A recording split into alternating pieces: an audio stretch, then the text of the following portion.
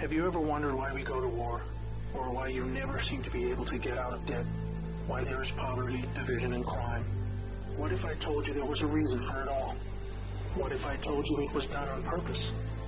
What if I told you that those who were corrupting the world, poisoning our food, and igniting conflict were themselves about to be permanently eradicated from the earth?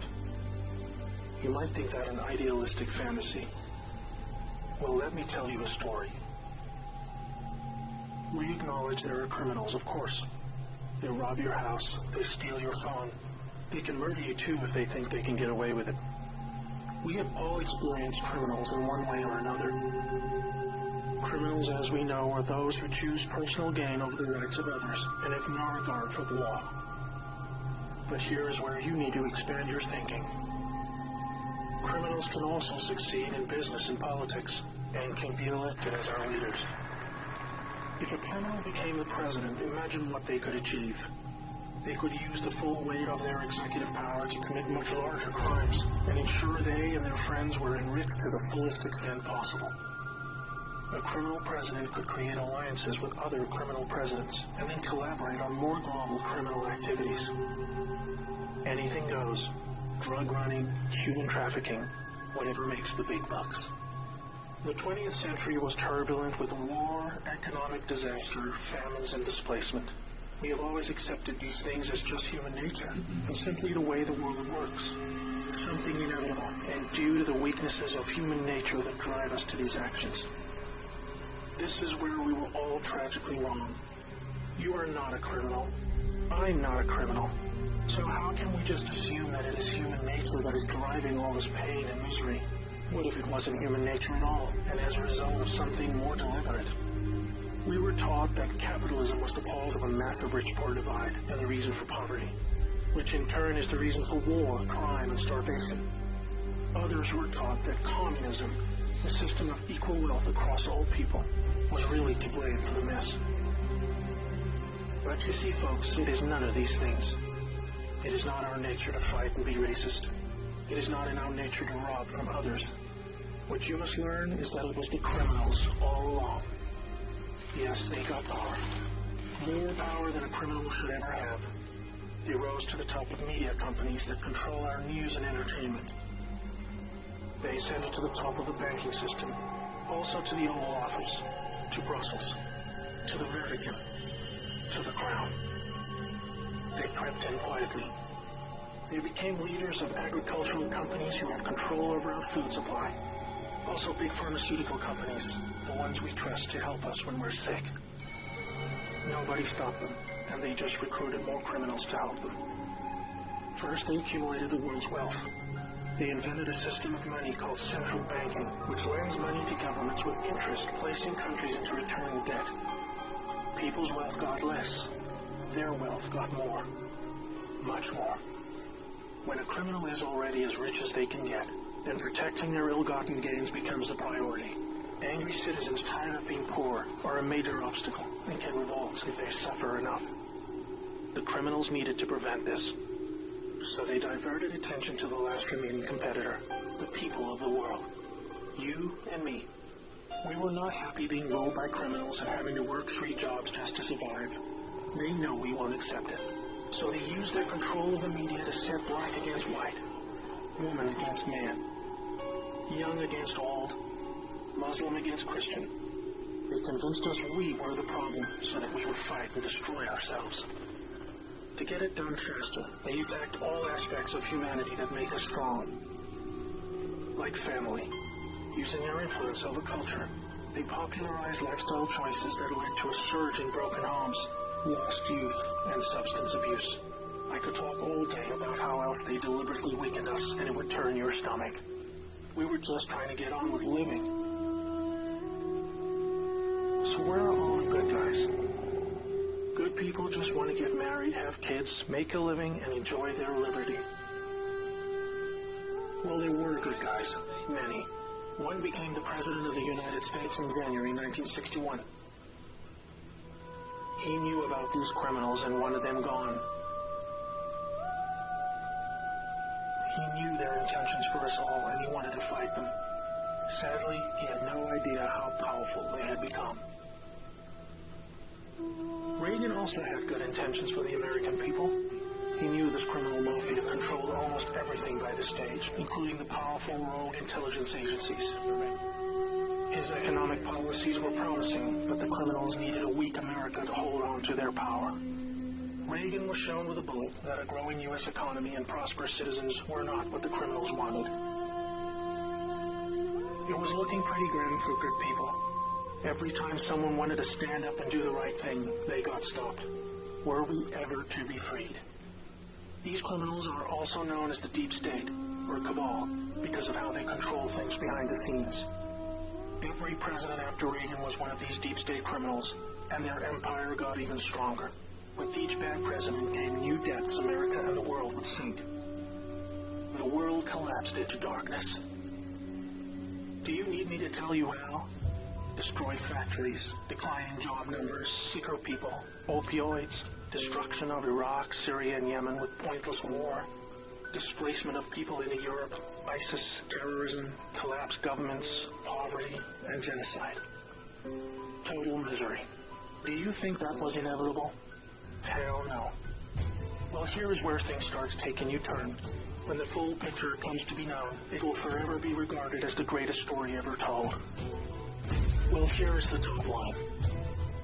Some good people still held positions of power. They valued humanity and the rule of law. While the criminals discussed their game plan at the annual Bilderberg meetings, the good guys were making plans of their own. The information age was coming to change history forever.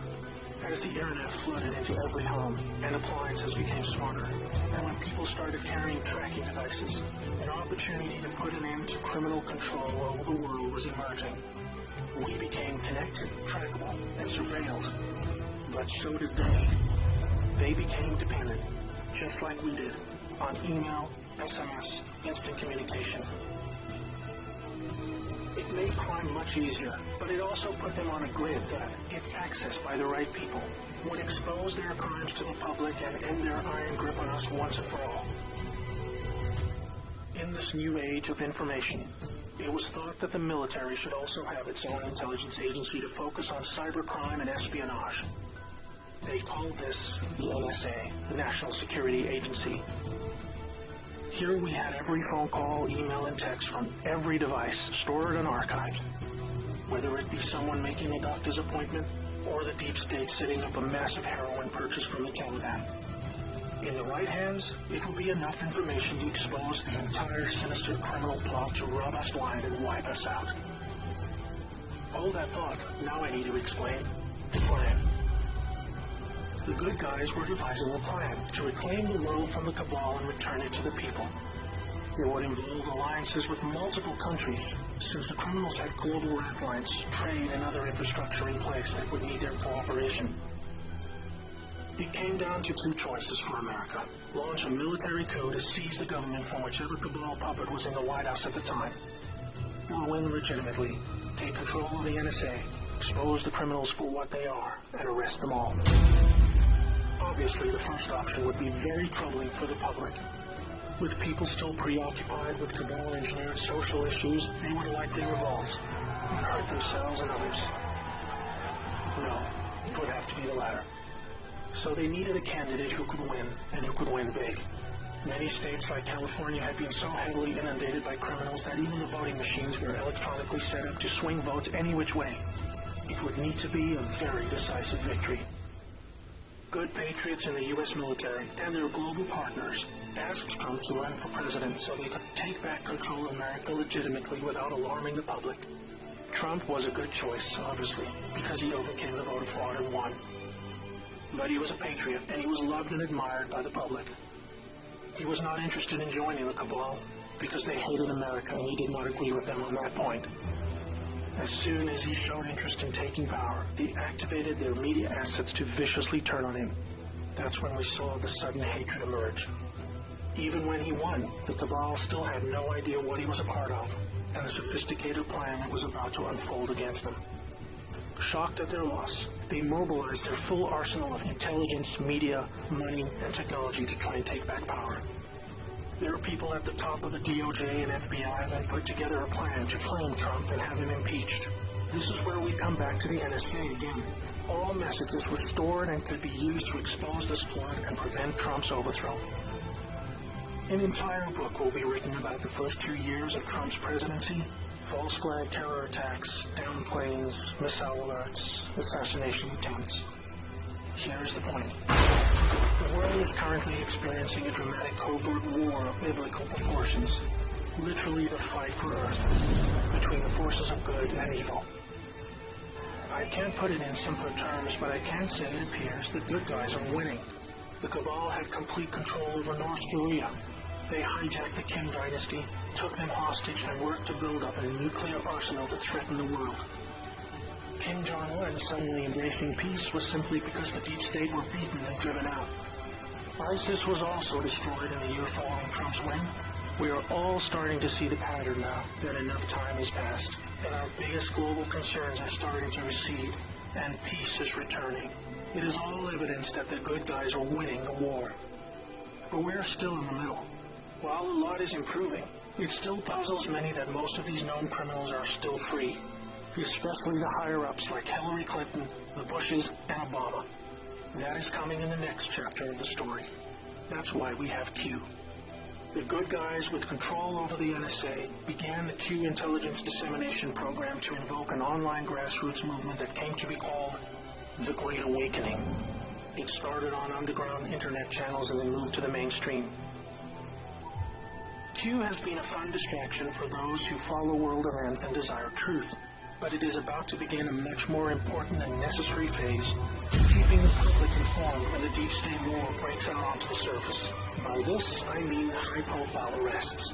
Yes, folks, the criminals I'm referring to are famous politicians, actors, singers, CEOs, and celebrities. People who have earned our trust, respect, and admiration. They have done very bad things that are all fully known and documented, and they will be severely punished. Those of us who have followed Q since the beginning will be here to help you make sense of the coming events. We are among the first to realize that our petty partisan divisions are just trivial distractions, and we are all enslaved by a hidden enemy. We realize that the problem was never capitalism or socialism, Democrat or Republican, black or white, Muslim or Christian. We know it was just very powerful criminals who had too much power. Fellow slaves, it's time to buckle your seatbelt, recognize your true enemy, and embrace a new future that we all owe to the brave patriots who risked their lives to achieve this victory against the greatest force of evil the world has ever known. May God bless America.